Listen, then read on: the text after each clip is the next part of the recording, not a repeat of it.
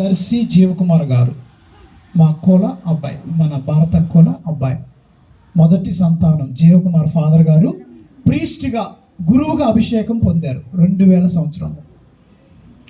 ఇప్పటికీ 2025కి 25 years silver Jubilee మనం చేసుకున్నాం, పూజ పెట్టుకున్నాం. దాంతోపాటు ఈరోజు కూడా చిన్న ఆరాధనలాగా వాక్యం చెప్పుకొని దేవునికి మొన్న పూజ చేసుకున్నాం, ఇప్పుడు వాక్యం. కాబట్టి ఫాదర్ గారి కొరకు ప్రత్యేక విధంగా ఫాదర్ చేసిన మిషనరీ వర్క్ కొరకు కృతజ్ఞత తెలుపుతూ, వారి తల్లిదండ్రులు మరి ముఖ్యంగా భారతకు కూడా కృతజ్ఞత తెలుపుతూ, మరి దేవుడికి అటువంటి మంచి సంతానాన్ని వరంగా ఇచ్చినందుకు మరి వారిని కూడా గుర్తిస్తూ ప్రార్థన జరుపుకుంటూ ఉన్నాం. రెండవది, మా కుటుంబంలో దేవుడు చేసిన మేలులన్నిటి కొరకు కృతజ్ఞతగా ఈ ప్రార్థనని మనం పెట్టుకుంటున్నాం. అయితే జీవకుమార్ ఫాదర్ గారు అనేక మందిని దైవ సేవకు పంపించారు. వారిలో మన మధ్యలో ఒక సిస్టర్ గారు కూడా ఉన్నారు, జేఎంజే కాంగ్రిగేషన్. ఆ సిస్టర్ గారు ఎప్పుడైతే ఇక్కడ మనం చిన్న ప్రార్థన పెట్టుకుంటున్నామని తెలిసిందో వెంటనే ఫాదర్ జీవకుమార్ ఫాదర్ నన్ను ప్రేరేపించి దైవ సేవకు పంపారు. నేను వచ్చి ఫాదర్ గారి గురించి 2 మాటలు చెప్పాలనుకుంటున్నాను, అవకాశం ఇస్తారా అని అడిగారు. తప్పకుండా అమ్మా. నిజంగా sister Shravya, please come here and please share your thoughts or your reflections about father. ఏ విధంగా ఫాదర్ నీకు సహాయం చేశారు, లేకపోతే నీకు ఏ విధంగా ప్రేరేపించారు అనేది మీరు చెప్పచ్చు.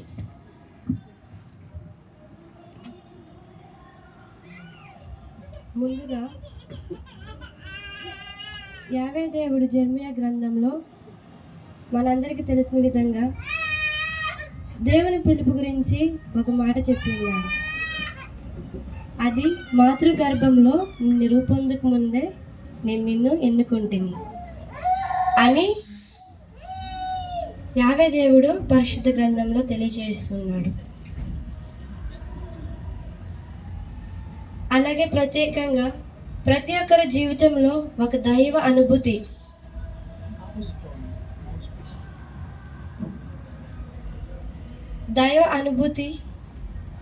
ఆ దైవ అనుభూతి ద్వారా ఒక మలుపు ఉంటుంది ప్రతి ఒక్క జీవితంలో.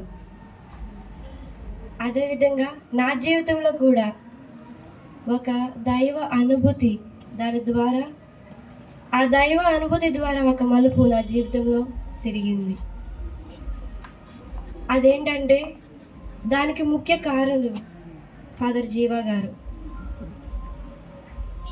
మనందరికీ మన కన్న తండ్రి ఉంటాడు. నాకు కూడా నా కన్న తండ్రి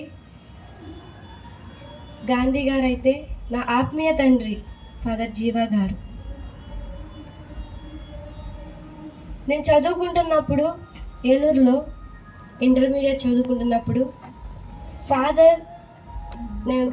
ఫాదర్ని కలవడం జరిగింది.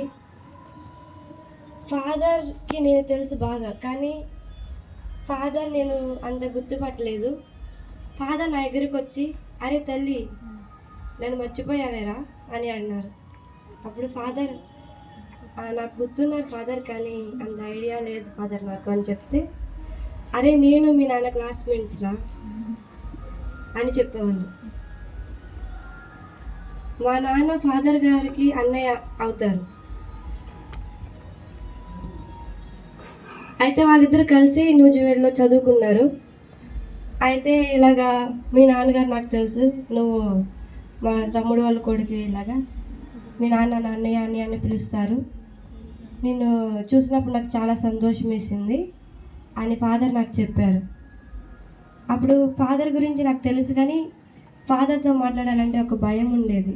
అంటే ఫాదర్ పెద్దవాళ్ళు, అంటే మాట్లాడడానికి అంత పెద్దవాళ్ళతో భయంగా ఉండేది. కానీ ఫాదర్ నాతో వచ్చి మాట్లాడి నన్ను ప్రోత్సహించి, బాగా చదువుకోవాలమ్మా, నువ్వు తీసుకునే సైన్స్ గ్రూప్ బాగా చదువుకోవాలి, నువ్వు మంచి ప్రయోజనాలు అవ్వాలి అని చెప్పేవాళ్ళు ఫాదర్ నాతో. ఏలూరులో నేను చదువుకున్నప్పుడల్లా ఫాదర్ నా దగ్గరికి వచ్చి కలిసేవాళ్ళు. నాకు చిన్నప్పటి నుండి సిస్టర్ అవ్వాలని కోరిక ఉండేది. అది మా ఆంటీ సిస్టర్ జ్యోతి గారిని, ఇంకా సిస్టర్ సునీత గారిని, మా అక్క, ఇంకా మా బ్రదర్ రాజేష్, ఇంకా father Jeeva, father Bosco, father Jojappa and father David, వీళ్ళందరూ మా ఫ్యామిలీలో మా రిలేటివ్స్ ఫాదర్స్ ఉన్నారు, సిస్టర్స్ ఉన్నారు అని వాళ్ళ గురించి తెలుసుకొని ఇంకా వాళ్ళ జీవితాన్ని చూసి నాకు కూడా ఆ దైవ అనుభూతి కలిగింది. దేవుడి సేవలో నేను కూడా ఉండాలి, దేవుడిని అనుసరించాలి, ఎంతోమందికి దేవుడిని తెలియచేసి ఇంకా దేవుడి ప్రజలకి సహాయం చేయాలి అని కోరిక నాలో కూడా కలిగింది.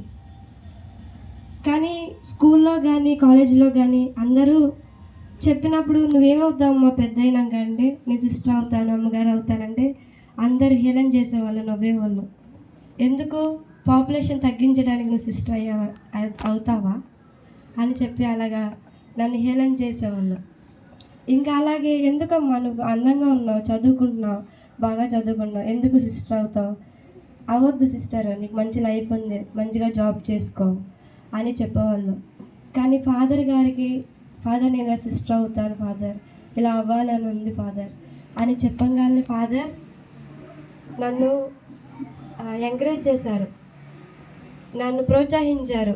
వద్దమ్మా నువ్వు అవ్వద్దని చెప్పలేదు, సరే నువ్వేమవ్వాలనుకుంటున్నావో నువ్వు ముందుకెళ్ళిపో, దేవుడు చూసుకుంటాడు అని ధైర్యంగా చెప్పాడు. ఆ మాటలు నాకు చాలా స్ఫూర్తిని కలిగించాయి. తర్వాత నేను ఇంటర్మీడియట్ చదువుకున్నాక ఫాదర్ గారికి చెప్పాను, ఫాదర్ నేను ఇలా సిస్టర్ అవుతానని చెప్పాను కదండి, ఇంకా నేను సిస్టర్ అవ్వాలనుకుంటున్నాను ఫాదర్ అంటే, సరే ఏ కాంగ్రిగేషన్కి వెళ్దామంటే నాకు ఏ కాంగ్రిగేషన్కి వెళ్ళాలో తెలియదు ఫాదర్, నేను ముందుగా మీకే చెప్పాను కాబట్టి మీరే నన్ను ప్రోత్సహించారు కాబట్టి మీరే నాకు సహాయం చేయండి ఏ సభలో జాయిన్ అవ్వాలో అని. ఫాదర్ అన్నారు, నాకు కొంచెం టైం ఇవ్వమ్మా, నేను ఏ కాంగ్రిగేషన్లో జాయిన్ అవ్వాలో చెప్తాను, ఏ సభలో జాయిన్ అవ్వాలో చెప్తానని నాకు జేఎంజే సభను చూపించి ఆ కాంగ్రిగేషన్లో నన్ను జాయిన్ చేశారు. ఈరోజు ఆయన ప్రేరణ, ఆయన స్ఫూర్తి ద్వారా ఈరోజు నేను కన్యాశ్రీగా జేఎంజే సభలో ఉన్నాను. దేవుడి సేవలు చేస్తూ అనేక మందికి దేవుని తెలియచేస్తూ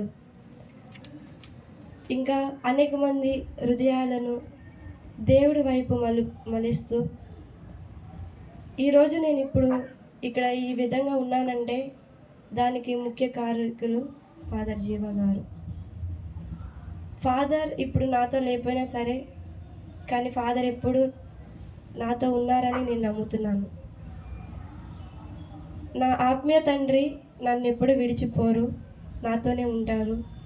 ఇప్పుడు కూడా నా కష్టంలో కానీ నేను ఎప్పుడైనా కృంగిపోయినప్పుడు కానీ ఫాదర్ని అడుగుతాను, ఫాదర్ మీరే కదా నాకు జేఎంజే చూపించారు, మీరే నాకు ఈ దారి చూపించారు, ఈ కష్టం నుంచి ఎలా బయటికి రావాలో తెలియట్లేదు ఫాదర్, నీవు పరలోకంలో ఉన్నారని నేను నమ్ముచున్నాను ఫాదర్, మీరు దేవుడికి నా కోసం మొరపెట్టండి, ఈ కష్టాన్ని ఎదుర్కోవడానికి నాకు దేవుని యొక్క సాన్నిధ్యాన్ని నాకు దయచేయండి, మీరు ప్రార్థించండి నా కోసం అని ఫాదర్ని అడగాలని ఆ కష్టం తొందరగా తీరిపోయిద్ది, ఆ బాధలు తొందరగా పోయి నేను మళ్ళీ నా దైవ సేవలో ముందుకెళ్ళడానికి నాకు దేవుడి సహాయము ఇంకా ఫాదర్ ప్రార్థనా సహాయం ద్వారా నేను దేవుని సేవలో ముందుకు కొనసాగిస్తున్నాను.